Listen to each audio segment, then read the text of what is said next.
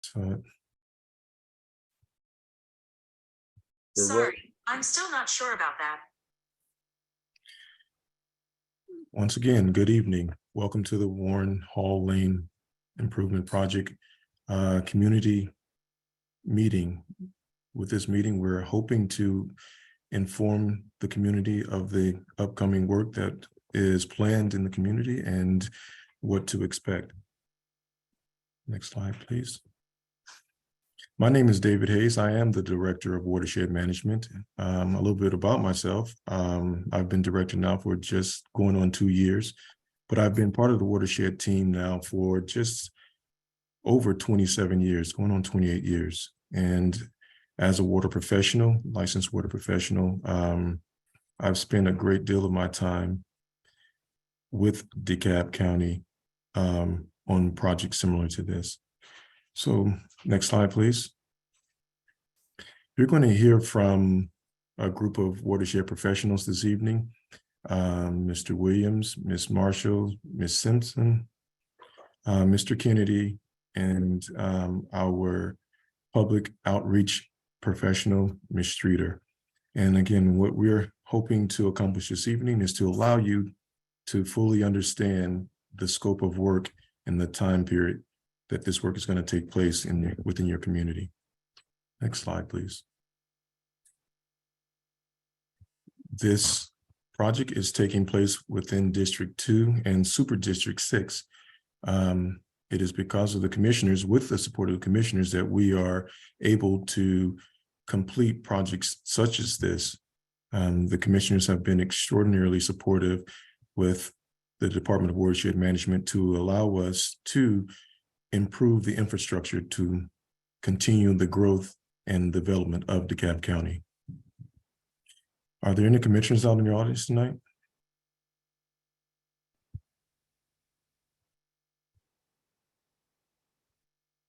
I don't think so. Next slide, please.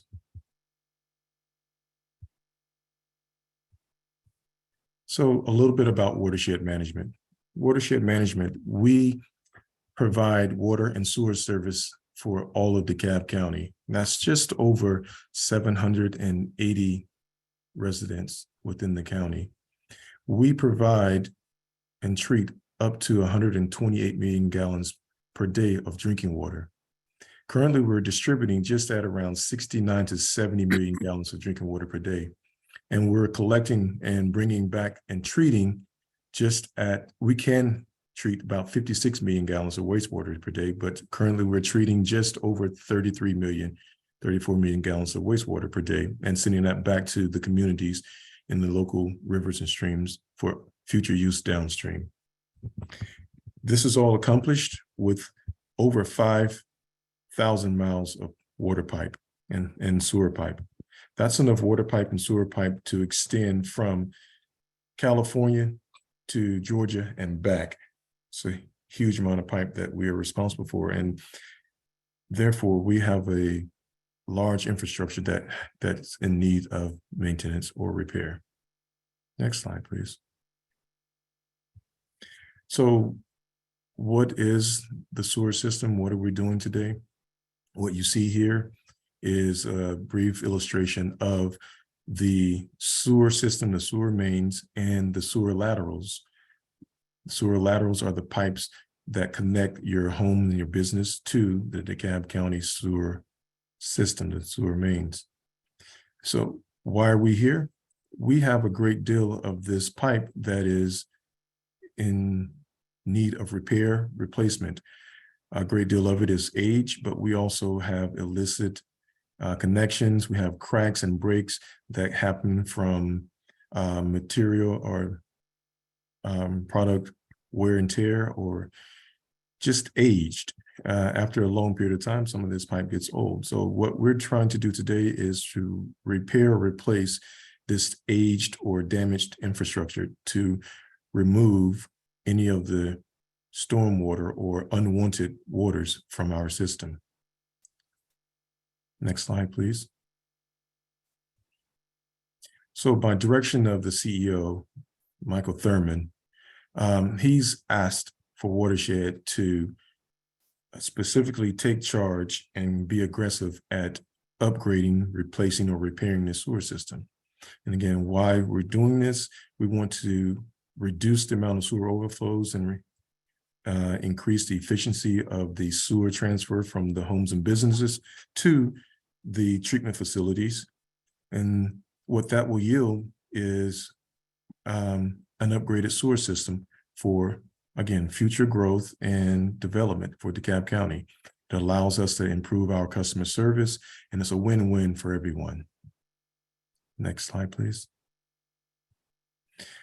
So to accomplish this task, we've put together what we call the A-team with some very well-known construction companies, engineering firms, and DeKalb County's own engineering team. We've been able to assemble this group of talent that will allow us to complete this job, and we're certain that we can do it on time, on task, and within budget. Next slide, please. So the person you're hearing from next is Mr. Kerry Williams. Mr. Kerry Williams is a professional engineer with DeKalb County Watershed Management, and he manages our engineering division. Mr. Williams. Thank you, Director Hayes, for that introduction. Just a little more about myself. Yes, I am a licensed professional engineer. I've been with the county now roughly about 6 years. I've worked in both the public and private sectors. And I'm going to tell you a little bit about how we assess our sewer system. Next slide, please. As we assess our system, we use several different methods to our sewer system. One that you probably may or may have not seen notification of smoke testing in the area. This is where we blow a non-toxic smoke into the system, and we look for smoke coming out of places that it should not be coming out, such as that picture you see right there to your right. Smoke coming out that shows illicit connections, as Director Hayes was speaking about. We also use, our most common method that we use is closed circuit TV. And as the name implies, it's TV. We send a camera down the pipe looking for defects in the pipe, and we code those defects in the pipe. And from that, we can determine what kind of fixes, point repairs are needed for those type pipes. We also have acoustical testing. We don't do a lot of that, but as the name implies, acoustical uses sound. We also we have a hydraulic model, which we model the system. When we have add-ons to the system and people want to know, is there additional sewer capacity? We can run our hydraulic model to get an idea of, will it cause overflows in our system? So these are some of the methods we use for assessing our system. Next slide, please. So with the assessment, what is the problem? Bottom line, we have sewer spills. Next slide, please.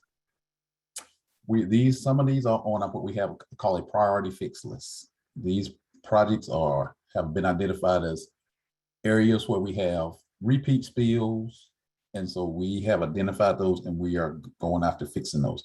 We also have aged infrastructure, as Director Hayes was speaking of. Our infrastructure is 50 to 70 years old, never been touched. So over time, it ages, it cracks, and it just loses capacity. It was built for 10 houses years ago. Now you got 500 houses on that same sewer line, which is the lack of capacity. We also have different operational efficiencies. A pipe that was supposed to be sloped downhill, somehow soil got washed out, and now it slopes the other way, what we call a reverse slope in a pipe. These are some of the problems that we have seen in the system that have to be assessed, and we work to fix those type things. Next slide, please. So to all those problems, there must be a solution, or we're working towards a solution. So to take the solution is Ms. Cassandra Marshall. She is our Assistant Director of our CIP program. So she will tell you about the solution and how we fix these type issues. Cassandra, floor is yours. Thank you, Kerry. Hi, my name is Cassandra Marshall, and as Kerry said, I'm the Assistant Director of the Capital Improvement Program for Watershed Management. I'm also a licensed water profession and a project management professional. I have over 20 years of experience in the construction and engineering industry. So as Kerry said, to this point of the presentation, you've heard about our system, the assessment work we've done, and the problems. I will now speak about the solutions. So you may ask yourself, what is a CIP? Well, a CIP is a capital improvement project. It is a project that helps maintain or improve an asset. It can either be new construction, expansion of an existing asset, renovation, or replacement of an existing infrastructure. In this instance, we're doing replacement of the existing sewer main. The Board of Commissioners approved a new CIP program for $2.4 billion for projects to be completed from 2021 to 2030. The Warrenhall Lane Sewer Improvement Project is a $4.3 million project that is included within that plan. My team, the CIP team, is responsible for getting the capital work done. My team includes 4 DWM construction managers and 11 licensed inspectors, I'm sorry. Later in the presentation, you will also hear from the DWM construction project manager, Mr. Ari Kennedy, who is a licensed utility manager, who also has over 40 years of experience. Along with in-house staff, we are also supported by consulting firms who help assist the county with construction management and inspection services. So what do we want you to know? Well, we're here to help. We want to reduce or eliminate emergency repairs. We want to stop spills. We want to protect the environment. And finally, after the project is completed, it will improve sustainability to the system. These improvements should last a minimum of 70+ years. Next, you will hear from the senior engineer, the project manager for this project, Ms. Tiffany Simpson. She will speak about the project scope and overview.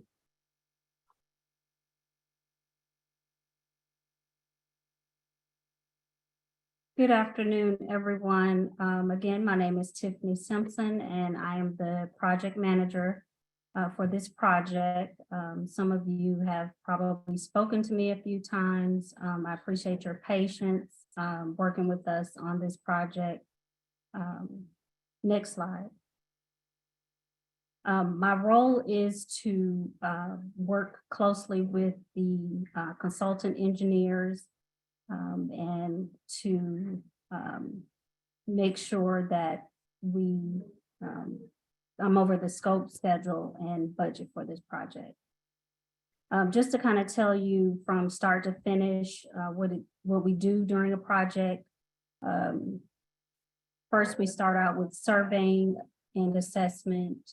That may include closed circuit TV, CCTV, smoke testing, field survey. And also, before construction, we'll review the ecological changes in the habitat. And during pre-construction, we do design.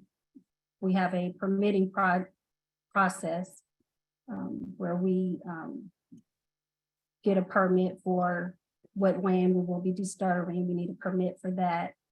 Stream buffer variance, Army Corps of Engineers, and GDOT permit. So here we are, spring of 2023, and we are engaging the community, preparing for the project. And then we'll move on to construction. We'll do some clearing and some open cut. And at the end of the project is the completion and the restoration aspect of construction, where there's road and street repair. The construction management team will get a little bit more into that. Next slide. Okay, so for this particular project, currently on Warrenhall Lane, there is 8 to 10 inch pipe. So we'll be installing approximately 1,540 linear feet of 12-inch ductile iron pipe.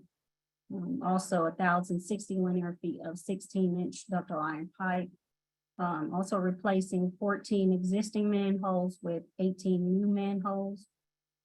And some of the construction that will take place is conventional open cut excavation and possibly jack and bore methods. And also bypass sewage flows around sections under construction if needed. Next slide. So this is the Warrenhall Lane overall project. As you can see, some of you may notice some of your addresses here. We'll hold questions towards the end as you may have questions to your specific project. Next slide. Okay, and now I will turn it over to Mr. Ari Kennedy, the construction project manager.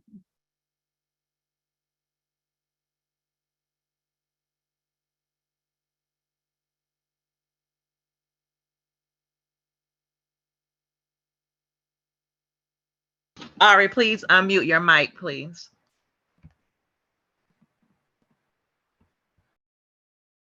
Are you muted?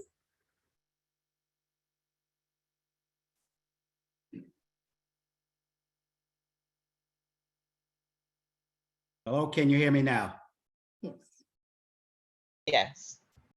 Good evening, ladies and gentlemen. Sorry about that. My name's Ari Kennedy, and as stated, I'm also a water licensed professional and holding a utility manager's license. And I've been with DeKalb County for roughly 8 years.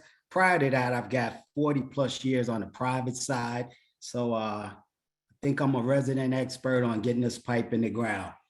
My team and I are boots on the ground even prior to commencement, but our number one goal is to ensure, being that this project primarily is going to be in the middle of the street, that the ratepayers and the contractor traffic control can get in and out easily. Also, those that might be affected, we're going to try to minimize that impact for smooth sailing. And some of the things limited to boots on the ground is the traffic control. We're going to ensure that the erosion and sediment is in place. And we're going to also ensure that the proper installation of the pipe will be adhered to, with safety measures being followed and being paramount. Next slide, please. Next slide. Some of the methods of construction, the two primary ones to the left is jack and boring, which is a trenchless method of sewer construction. But on this particular project, Warrenhall, we're going to primarily be doing the open cut trench excavation. This is traditional method for sewer construction, repair, and or replacement. It's most economical method of construction to achieve the county's desired result for gravity sewer and provide the service best suited to the scope of this project. Next slide, please. This project is slated to start in May, and the end date is December. But I'm going to try my team everything possible to shrink this time frame and try to bring the project in ahead of schedule. Next slide. As you can see, the construction, even though it's in the street, we still will restore the street, milling and paving, or whatever other areas, concrete, bushes, hedges that's affected. We will restore it in kind and or better. Next slide. At this time, I'm going to turn it back over to Ms. Marshall.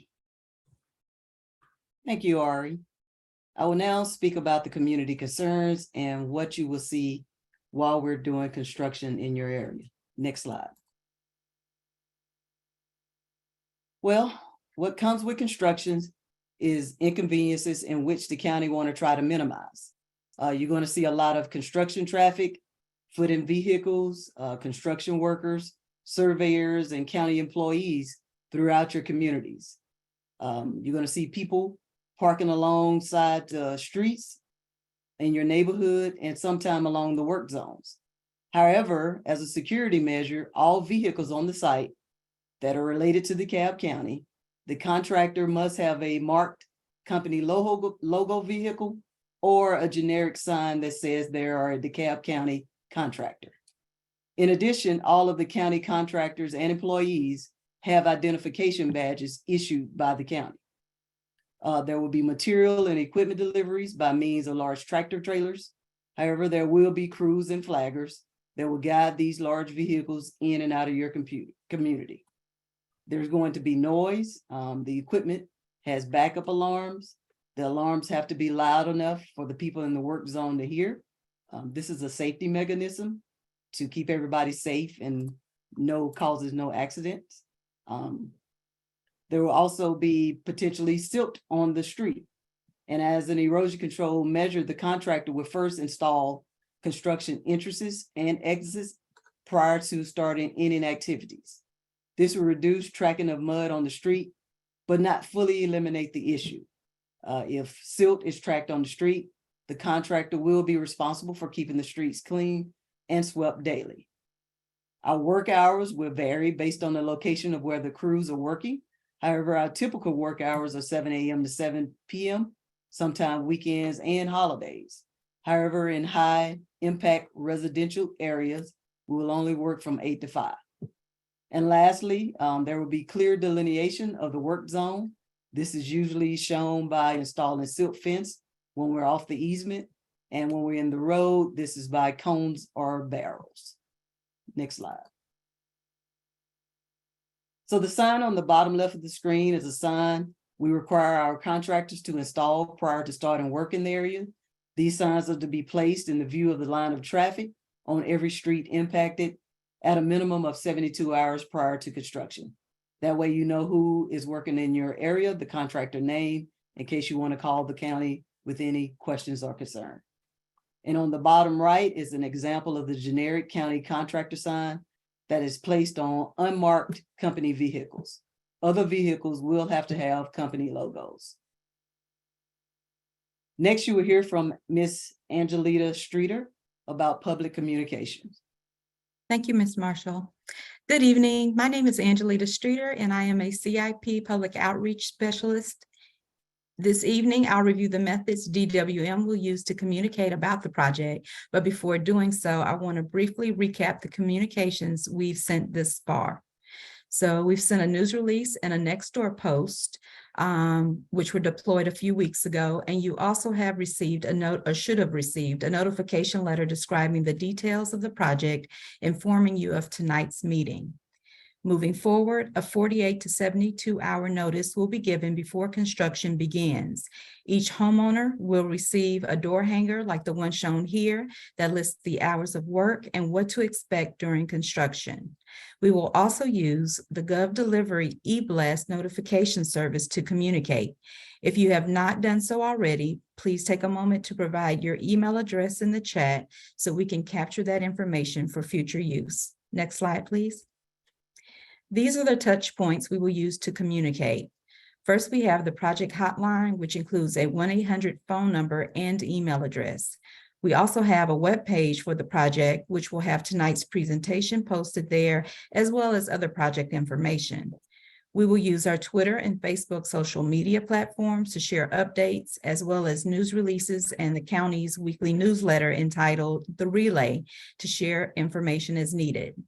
Other ways we will connect with you include DCTV, the county's television channel, the Nextdoor platform, project signs, our contractors, and frequently asked questions posted to the website. Next slide, please. Listed here, you will find contact information for the project. Most important are our dedicated project hotline number and email address. You will also see the contact information for the project's engineering and construction team. Finally, we have listed our 24-hour dispatch number if an emergency arises outside of normal business hours. Next slide, please. And this concludes the presentation. We thank you for your time this evening, and we will now move to the question and answer portion. If you have questions, please place them in the chat and we will address them in the order that they were received. I do know that there were a couple already in the chat. That is correct. Thank you. Thank you, team, for that wonderful presentation and that great information that you shared. So one of the first questions that we have is, as part of a win-win, what is DeKalb County's plan to compensate homeowners for the diminishment of the value of their properties due to the county's plan to clear out mature trees, disturb mature landscaping, and otherwise diminishing the value of our properties for the benefit of the county? I can assure you that it is our intent, and we will disturb only what is absolutely necessary. The pipe that we're putting in the ground, the pipe that is currently there, it is within a DeKalb County easement. And with that easement, that gives DeKalb County the authorization to go in there to maintain and replace DeKalb County's infrastructure. With easements, because we have assets within that easement or under the easement that need to be maintained, we ask that there be nothing within our easements so that we don't have to worry about replacing anything or tearing out anything that should not be in the easements. That being said, the majority of this project is going down the main road of the community, and we will replace that roadway with a new road once we're done. This project will actually improve or increase the value of your properties in the area, because you will have an upgrade property that's ready, upgrade infrastructure that's ready to handle whatever the community throws at it. So it is a win-win, and it's a great situation, and for everyone, it's a win-win for all parties. But we will definitely do our best to minimize the impact on you, on the community. Where are the funds for this project coming from? Please be specific. DeKalb taxpayers, bonds, loans, federal grants, or other resources. It's a great question. DeKalb County Watershed Management provides a service to the ratepayers. So your money, the monies that you pay towards your water bill and your sewer bill, goes towards this project. We don't use other monies for this project. It is, again, the ratepayers' money that's being collected from the water that we sell or the sewer that we collect and treat. We do have a federal loan that we've acquired to assist us with paying for this project up front, but that loan is repaid with the ratepayers' money as the ratepayers pay their water and sewer bills. What else do we have? Thank you for those email addresses. We will put that in our list, and we will only contact you about this project, nothing more, with those emails. So again, thank you. Have you identified specific telephone poles that will be moved? I will ask one of the team members to take that question. Yep, Mr. Hayes, I can take that question. So there has been one telephone pole that we have identified that will have to be relocated. That is towards the swim and tennis club portion of the project, but that is the one that we will have to have relocated, and we've already coordinated with the local utility provider to facilitate that service. The other two telephone poles that will come in close contact with can actually be held by the utility service provider, so there'll be no interruption to service. And for the one that we do have to relocate, the interruption to service will be limited, and we will notify the property owners prior to doing so. Thank you for that. We have another question. How many trees will be removed or cut down? Yes, so based off of our tree removal, our permanent tree removal plan, we have approximately 72 trees that will need to be removed to facilitate this work. Can you give a generic location of where these trees are? Yes, sir. So the majority of these trees are located on the downstream portion of Warrenhall Lane, running between essentially Warrenhall Lane and I believe Mill Creek Road. There is a small select portion of trees that will have to be removed by the swim and tennis club as well to facilitate this work. But again, the majority of these trees will have to be removed in the creek portion of the project on the downstream end of Warrenhall Lane. And are all these trees within the easement? Yes, sir. All the trees located or identified in the tree removal plan are within the easement. The only potential trees that would be removed that would be outside of the easement would be a dead tree that is allowed to be removed or potentially poses a safety concern to the crews that are performing the work, or a tree that we would impact the critical root zone by over 30%, because there is a DeKalb County ordinance, tree ordinance for construction, where if we impact those root zones by up to 30% or greater, the risk of the tree dying is highly likely. So therefore, the county would request to be or have it removed so that impact wouldn't fall on the property owners after the construction is complete. Very good. Thank you for that. And what is the plan to restore that area once we are complete with the project? Yes, sir. So we do have a final restoration and stabilization plan that's permitted and provided by our engineering department, or I'm sorry, our third-party engineering firm.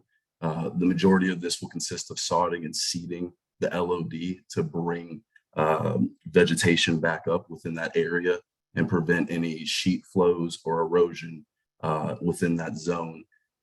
The additional impact or the additional restoration that we would provide is for trees that are outside of the permanent easement. If the county approves them, they will be replaced in like kind. However, obviously there are some mature trees out there, and we won't be able to plant a 50 to 100-year-old tree, but we would be able to plant trees in similar like kind outside of the permanent easement. Thank you for that information. We have another question. DeKalb County has requested a right of entry to our properties, which gives a clear indication that property owners' consent is required for the county to proceed in this project. If project owners refuse to provide county and the contractors access to our property, what is the county's contingency plan for proceeding forward?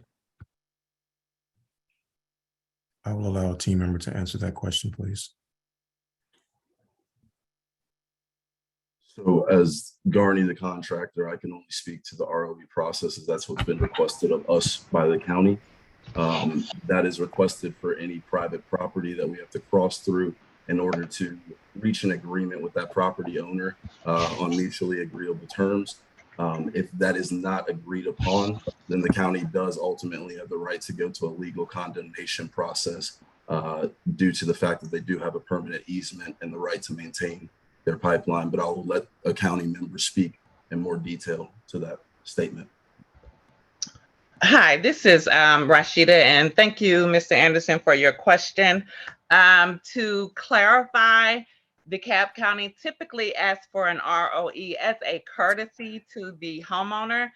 If we have an easement on your property, we have the right to legally maintain our asset. And so we typically give an ROE or request an ROE so that the homeowner knows that we are about to come in and complete a water and sewer project. In the event we do not have an easement, that's when the county go in and we do purchase an easement. But for the most part, I believe research has been completed for this particular project, and we have found that we do have legal rights to come in and maintain our assets.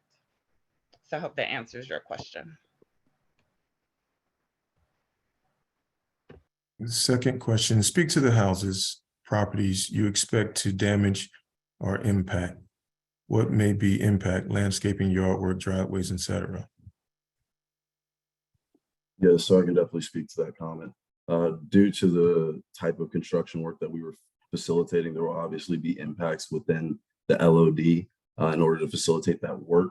There will be impacts to the landscaping, such as your grass. Once we get into the roadway, there's potential of concrete curbs to be removed in order to facilitate the construction. Again, we do have an erosion control plan that is put into place to prevent any silt or sediment from leaving the site.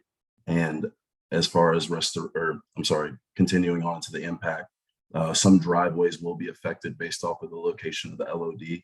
Again, our requirement through DeKalb County is to restore any properties that we cross through to existing conditions or better. So these areas would be replaced, sodding would be installed, landscaping would be provided for vegetation, bushes or shrubs that need to be replaced. And additionally, as mentioned, trees that are outside the permanent easement with the county's permission will be replaced as well. Thank you again. Will there be blasting of rock at the end of Warrenhall Lane? At this point, we do not believe there will be any blasting of rock. We are planning to excavate through the rock utilizing mechanical excavation means. And usually that is a specific type of specialized equipment or attachment that is hooked up to our excavator to allow us to break up the rock into small manageable chunks and excavate it out. But we do not plan on blasting for this portion of the project. If you're removing trees on my property, when will I be informed?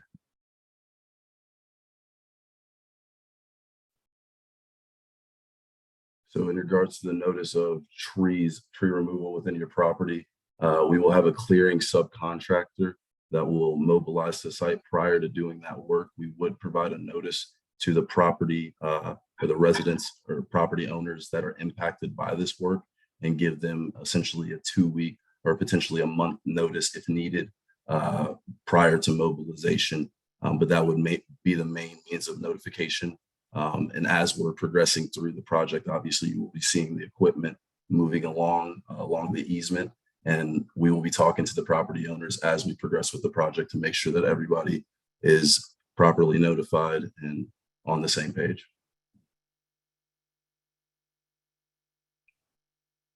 What about the trees in the cul-de-sac?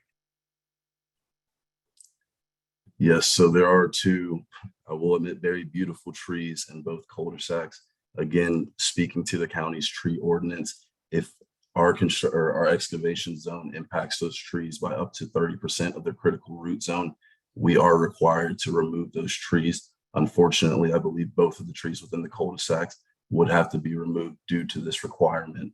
Otherwise, the tree would potentially die after the fact, and that would be an issue for the property owners that we would not be able to resolve since we are no longer there. What are the easement sides, 40-foot easement or 20-foot easements? So there's a 20-foot permanent easement that the county owns. There's a 40-foot construction easement that they procure for this work to facilitate the work. And this is based off of the size of the equipment, the depth of the excavation, and additionally, the size of the pipe that we are installing, as we have to put personnel within that trench to work around that pipe. So that is the reason for that 40-foot construction easement. Of the 72 trees removed, how many will be replaced? That is a great question, sir. I do not have a specific answer at this point, but I will refer back to my third-party engineers and try to get that quantity back to you guys as soon as possible. Team, if you would, Ms. Streeter, Ms. Marshall, take note of that question, and it's coming from Mr. Holmes, and let's see if we can't provide him with an answer, a follow-up answer with that, please. Will do. Thank you. Will water be cut off during this work, and how often do we expect it? So we are not expecting any impacts to your water service. The most that we would potentially do is turn off a valve temporarily for a small portion of time, allowing us to excavate through there or lay pipe through that section and put personnel in that trench without any safety concern to them, as those water lines are highly pressurized. And if anything were to happen to them, that could potentially affect the safety of our crew.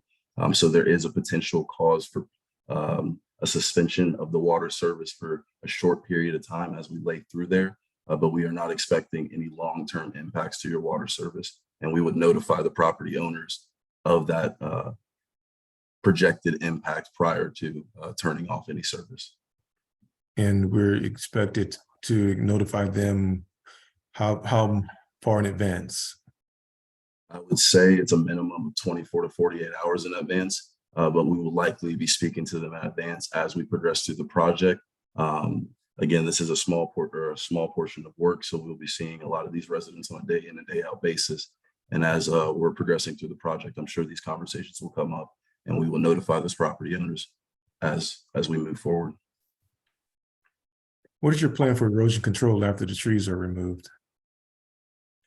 So we do have a engineered erosion control and sediment plan that's provided by a third-party engineering firm.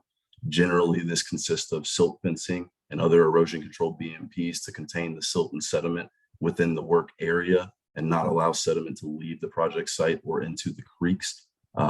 So that is our erosion control plan. But again, those BMPs consist of silt fencing, erosion control dams, potentially stream diversion pumping as we lay through a creek section. But yes, sir. Okay, from whom was a 40-foot easement procured? From what that Mr. Trek Green just referred to? How did we get the 40-foot easement? I would have to defer that question. Ms. Oliver. Right. So I think we're going to have to circle back to that question. I don't have my notes in front of me of from which homeowner or where we purchased the 40-foot easement. Not all residents may have been required, or we may not have needed a 40-foot easement in all areas. It may have been 1 or 2 homeowners that we needed to speak with in order to get the 40-foot easement, but I would need to confirm that once we get our records in front of us. So Ms. Streeter, if you would also make a note of that question so that we can circle back to it. And that question is from Mr. Anderson, please. Yes, will do. Thank you.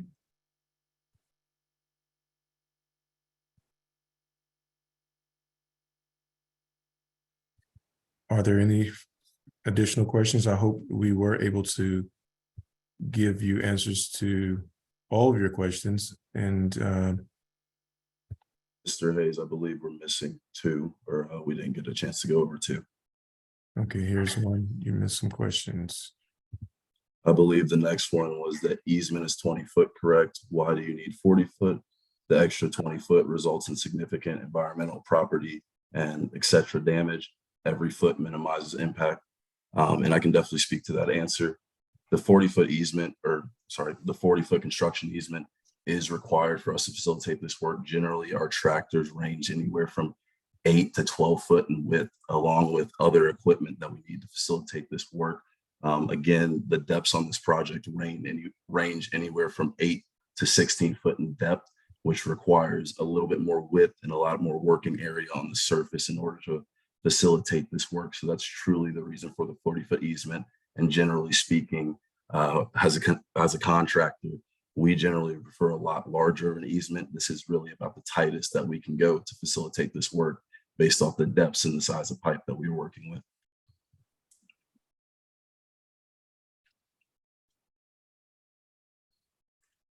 I believe the next question was in regards to, will the cul-de-sac trees be replaced? I would really have to defer that question to the county, as I believe one of them is within the permanent easement. The other one, I believe, is outside of the permanent easement. But again, I cannot speak to any county decisions in regards to finance. So anyone on the county's team, can you answer that question? I can tell you that any trees that are within the permanent easement, again, we have to have access to our infrastructure. And that being said, because this is a major sewer infrastructure, we have the right to keep that cleared so that we can get in there to maintain this at all times. That being said, we want to be extremely great stewards, and we want to, we are great neighbors. We want to preserve everything that we can. So is there a team member that can assist with that question? So I'm not sure what the tree plan shows. I mean, as Director Hayes and Tariq had stated, we don't allow it within the 20-foot easement. However, if you want a tree or something outside of that, I don't see that as an issue, whether it's on the tree plan or not. So, I mean, we can give you some outside of the permanent easement.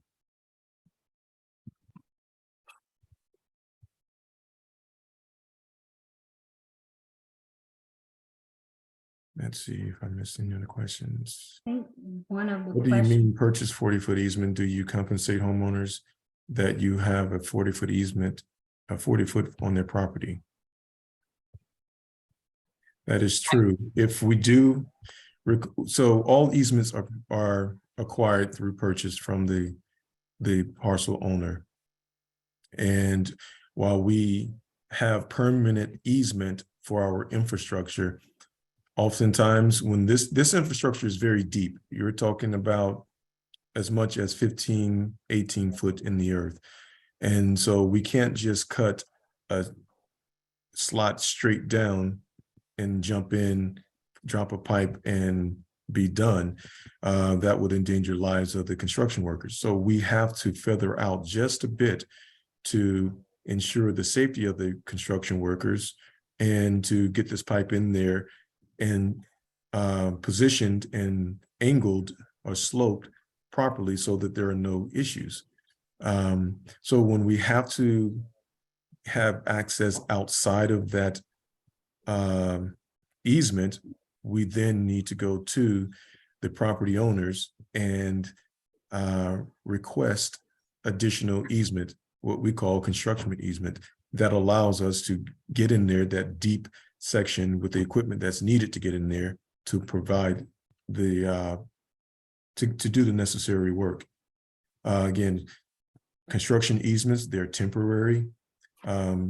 We do acquire those by compensating the property owners that that easement is on.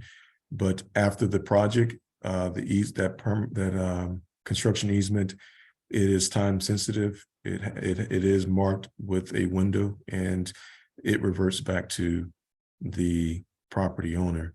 Now, the permanent easement, it is there permanently for us to maintain our infrastructure. And please be mindful, without this infrastructure, your house wouldn't be able to be there. You'd have to have septic tank or something like that. And so by us upgrading this pipe, it improves the infrastructure, which again allows you to grow, allows the community to continue to grow, which improves your property value. So this is definitely a necessary evil, and we're going to do everything in our power to minimize the impact. I do appreciate the mature trees, and I am a tree person myself. So I will instruct the team to do as little damage as they can. But what we have to do is unfortunate that we're going to have to take out a tree or so. A tree or so? 72 trees? Yes, ma'am. How will we know about the plan for our individual homes? Can a team member speak to that? Yes, after this meeting, I believe we're going to coordinate with the residents either next week or the week of April 10th. We will be in touch with everyone. We do plan on having the site visit.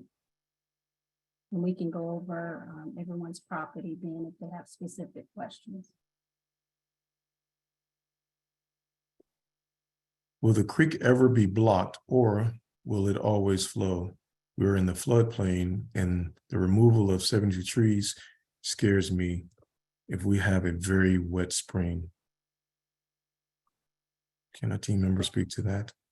Yes, Mr. Hayes, I can definitely speak to that. And I definitely agree with you in regards to the concern of a wet spring, given the type of work that we perform. So hoping for a dry one just as much as you are. But in regards to the creek being blocked, there will be times or small brief periods of times where we will have to put the stream under diversion, utilizing sandbags and pumps to essentially divert the flows around us. This is done to really protect the stream and prevent any sediment and silt and other debris from our work from washing downstream to another portion of the water system. So that is the only times that the streams will be blocked. Again, this would be a temporary blockage.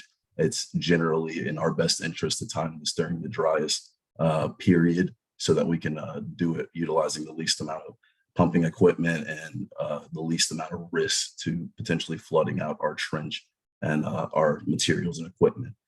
So yes, to answer your question, it will be blocked at times. However, it will be managed and diverted in an efficient way so that the stream will not be impacted in any way detrimentally.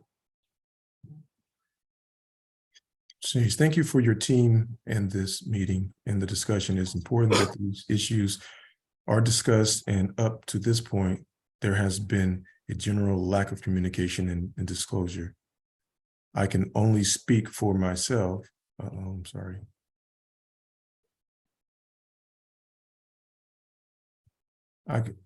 I can only speak for myself. I have grave reservations about this project, which remain. I can completely understand you have a total group of strangers coming into your community, your home. This is your place of solemn, and we are coming in and we're going to create a great deal of noise and disturbance in a place, again, where you feel safe and it's your sanctuary.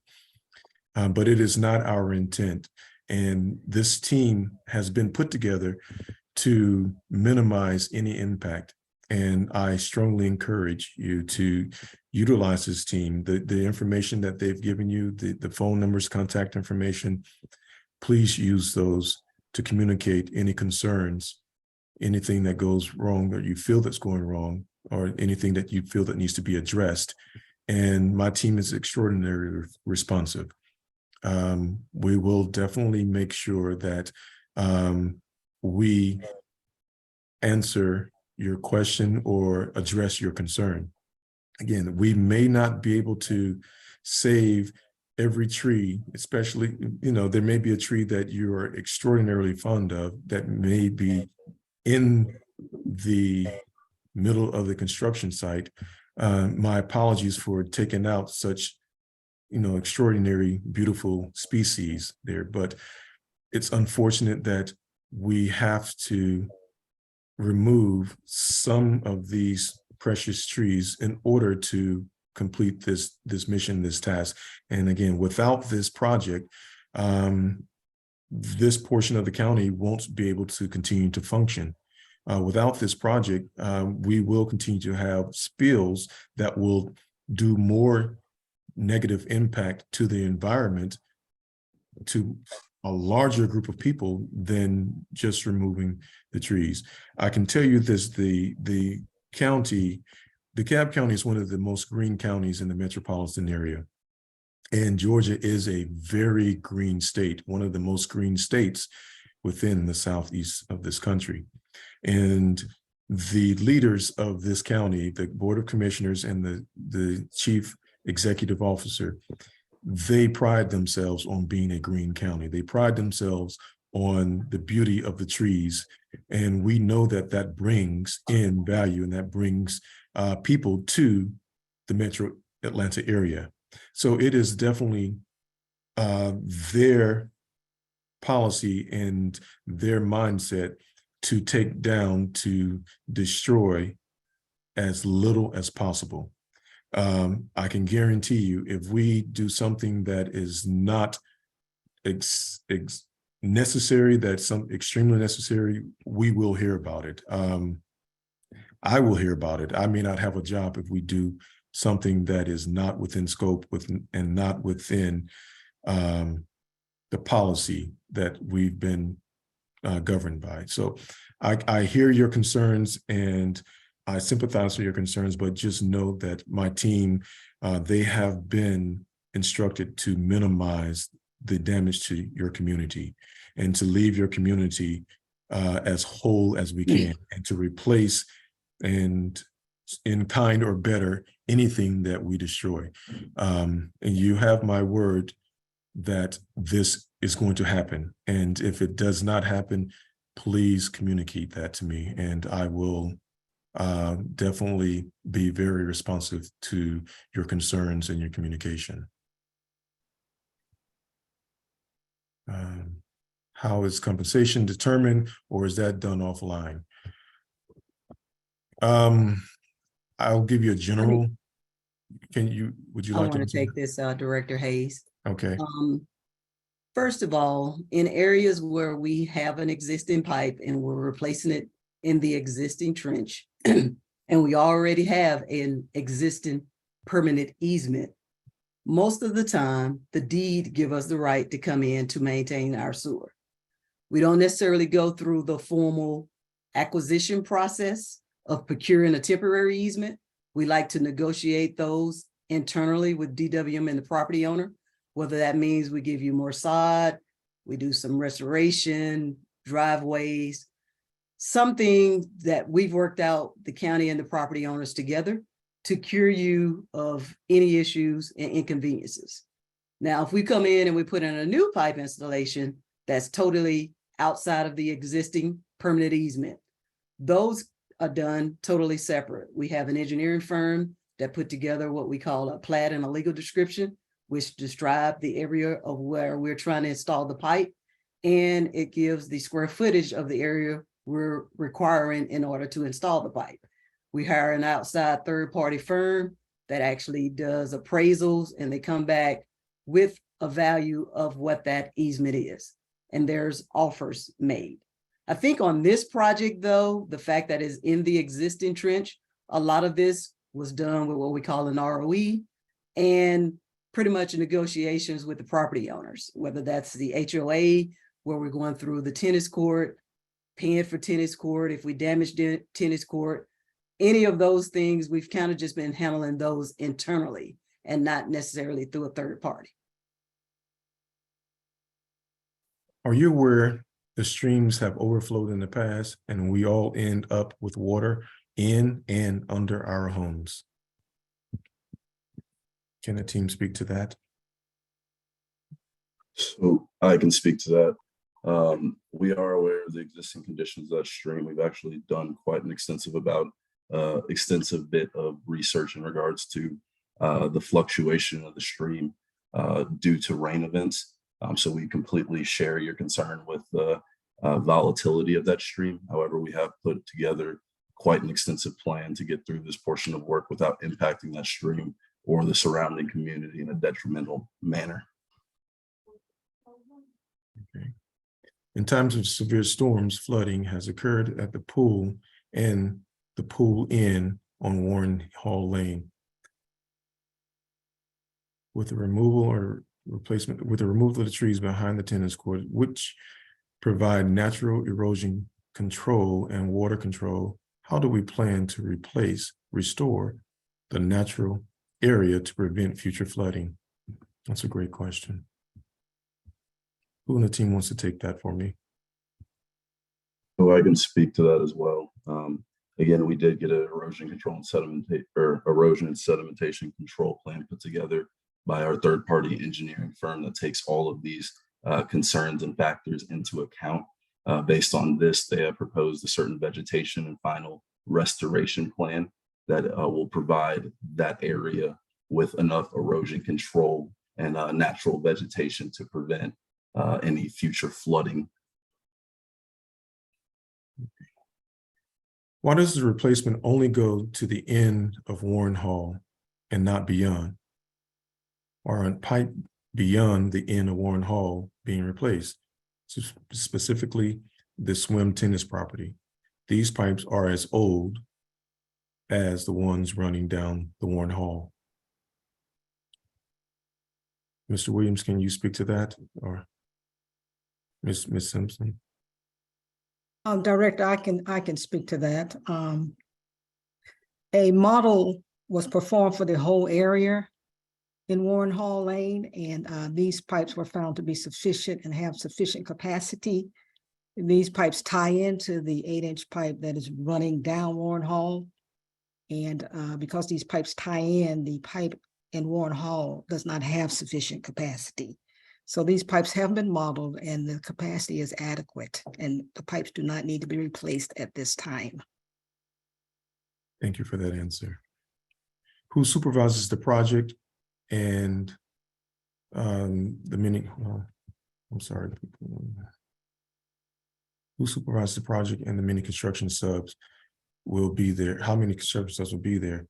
The project is going to be supervised by Mr. Ari Kennedy. He was on this phone call. He's the on-site project manager.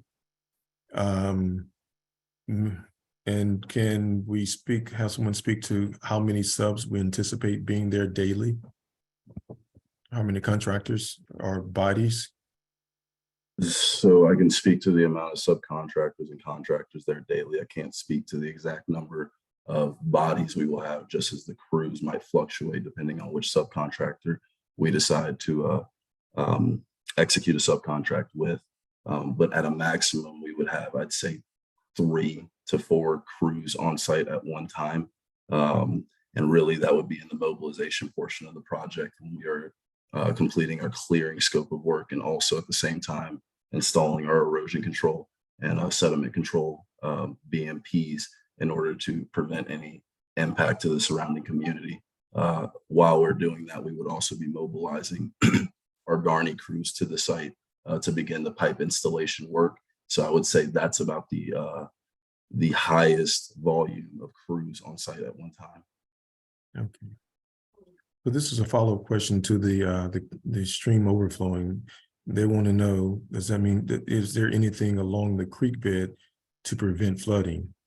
How are we going to prevent that creek bed from overflowing? That is a major concern, and they want to be reassured that we won't cause any creek overflowing to impact their property. Yes, so I can absolutely speak to that.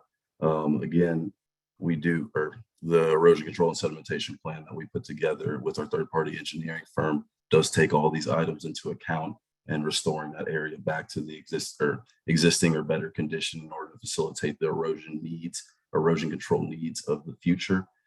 With that being said, it is limited to our limit of disturbance or our work area. We are not allowed to exceed that because we are not allowed to impact any further of the community due to permitting and other reasons. But the creek beds will be put back to existing conditions, and the elevation of them would not change, which would affect the flooding conditions, future flooding conditions of the area. Okay, and now question going back to the contractors on the construction site. Will there be someone third party each day overseeing the contractors make sure they stay on plan? Yes, we do have, again, our internal project manager, that's going to be Mr. Ari Kennedy. He will be assisted on his side. Benchmark management, third party. What is the construction for the Benchmark. benchmark? management. They are an engineering firm that will assist us with ensuring that the pipe is going in as it should, in the correct location, correct elevation, correct slope, and they will ensure that best practices are being managed to allow this pipe to last us another 60, 70 years. Okay, where on Nextdoor platform have we posted this information? What neighborhood? I haven't seen any postings. Can you speak to that, Ms. Streeter? I can. It looks like the posts were made in February and to multiple addresses. So it would have been 2 Warrenhall Lane addresses, Breton Court, and Mill Creek Road. Thank you. You're Okay, when does Garney plan on using the Warrenhall cul-de-sac for the construction entrance? They will use the entrance of the Mill Creek initially. When does it move to Warrenhall for the heavy equipment going in and out? So great question, Mr. Holmes. In regards to that, we are planning on mobilizing on this project in May. Based on that mobilization date, I would say we would be utilizing the Warrenhall Lane portion of the project within 1 to 2 months of our mobilization date, if that gives you a good understanding of the timeline. Since DeKalb County and its contractors will disturb the wetlands along the creek, is EPA approval needed for the project? And if so, has the EPA provided its approval? My engineering team, would you take that question, please?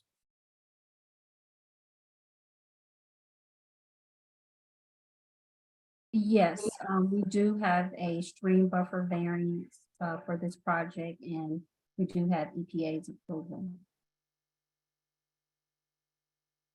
We were told this project was being mandated by federal government. Is this true? Yes, this is true. This is one of the areas that has been identified by DeKalb County as a area that has contributed to a great deal of the sewer spills. And so this has been communicated to the federal government that this is a cause of sewer spills, and because of that, the modified consent decree is mandating that we go in here and make improvements to this sewer system. That's why it's important that we get in here. We have not only communicated that we're going in there to adhere to the consent decree, but we also have a schedule that we must adhere to that has been, again, given by or approved and sanctioned by both the EPA, EPD, and the Department of Justice. When was the current drainage pipe installed? Is the current pipe the original pipe, or was there an earlier installation of drainage pipe in this area? So I can speak to that one. The current pipe was installed in the 1960s for the majority of this project. I do understand that there was some rehabilitation work that was done to the pipe and a little bit more recent history. However, that rehabilitation work is really just a temporary fix. And what we're doing is truly replacing the pipe and giving you a brand new sewer system for this. And that's an upside sewer system. So it's not only That is correct. like we're improving the size, which improves the capacity, again, will allow future development in your community and your surrounding area.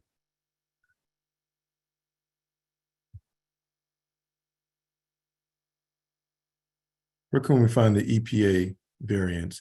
As a homeowner with property along the creek, I did not receive any notice of the requested variance impacting my property, which I would have expected.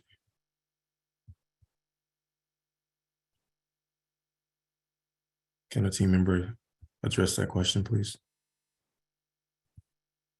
I'm not sure that the homeowners are contacted. I don't know from our construction side or anyone. Or do they have notice to the resident? I can speak to that, Tiffany. It was permitted back in 2019, and the public notice was put out back in 2019 whenever it was approved back through. I think it actually got approved in 2020.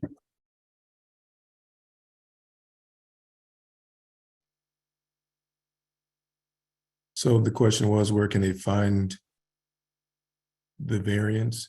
And it's not through the EPD, that's federal. This is through the it's not through the EPA, that's federal. It's through the EPD, the Environmental Protection Department, or the Department of Natural Resources in Georgia. Can anyone direct them to where that variance is if he wants a copy of it? I think we just need to email a copy. Okay, very good. Who is that? That's Mr. Anderson, please. Okay. Did he drop his email into the chat? Let me check.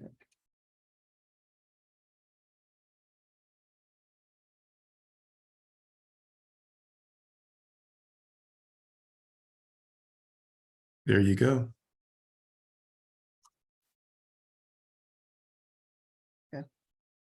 Ms. Streeter, would you take note of that request as well, please? Yes, sir, I have. Thank you.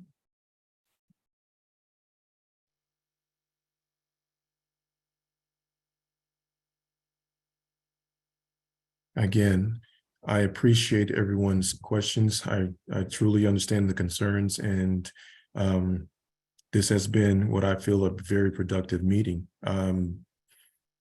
We are, again, just to reassure you, we are going to do our best to minimize the impact on your community. I do understand that we are coming into your area, your personal space, but do note that Watershed Management, DeKalb County, has more than 3,000 linear foot of pipe in the ground. And DeKalb County last year turned 200 years of age. So we do have a great deal of aged infrastructure, and this is definitely a necessary pain to allow us to grow. So if you would, please look at this as a growing pain, but note that once this is completed, the community will be whole and better. We hope that we have a great relationship. We hope to communicate with you any changes or any concerns that may arrive once we start going into the earth, because we don't know exactly what's under the earth once we start going in there. But again, we have done our due diligence to understand as best we can.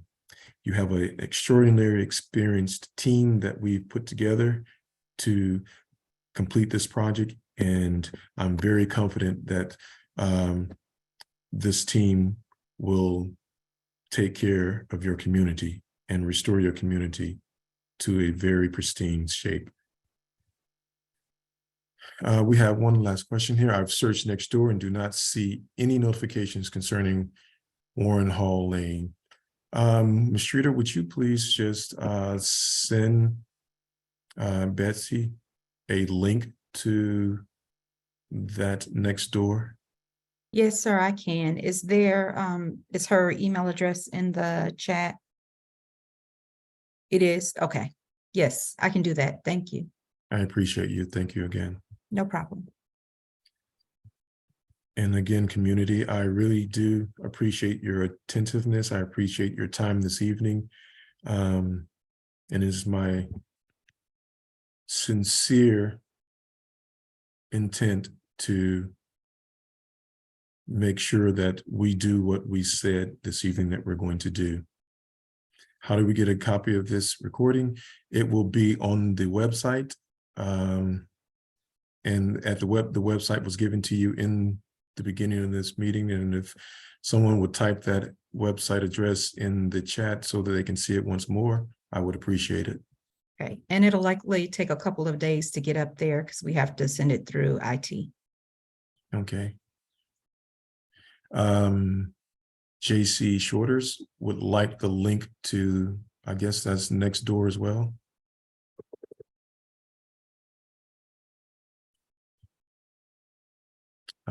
Is the address for Shorter in this chat?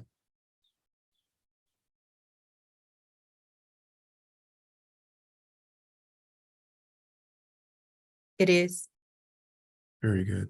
Okay, And there is a request to please repost it.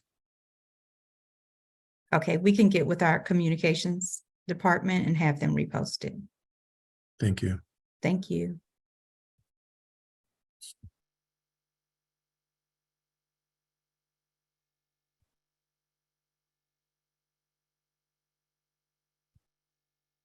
Please provide the link. And has a link been put up yet in this?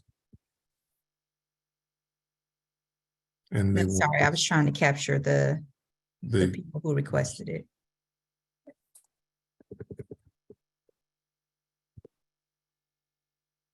and they would like the link to the recording so that everyone can have that link as well, please. I don't believe the link will be available until once we finish the meeting. I can follow up with you next week and send it to you. Or late tomorrow. And let me add, Director Hayes, the link to the website is going to be a little delayed. The recording will be available tomorrow. So we may have to do a little editing to it, but we can certainly send it to everybody who left their emails in the chat. And again, please in the chat, provide the email address to where they can find this information that they're seeking.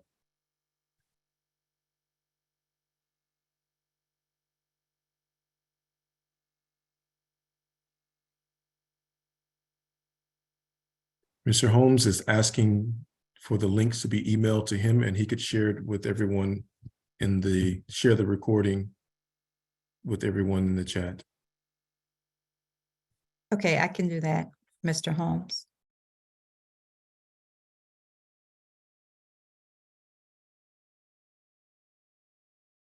I did add it to, I did add the website to the chat though. Thank you. You're When and welcome. how will we receive notification of the next on-site visit to discuss specifics for each property? Now that we have everyone's email, we'll have to coordinate what time works for all the residents. So we'll kind of be, have a little back and forth to see what day and time works for the contractors, and some of the key members on the team.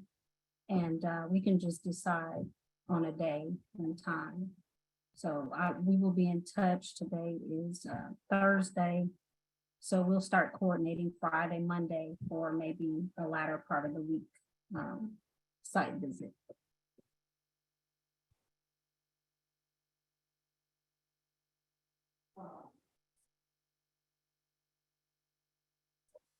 Again, thank you. Thank you very much for the questions, the great questions and the response. My name is David Hayes. I am Director of Watershed Management. And on behalf of my team and the CEO and the Board of Commission, thank you for allowing us to come in your community, and thank you for entrusting us with this precious resource. Have a great evening, and we'll be in touch very soon.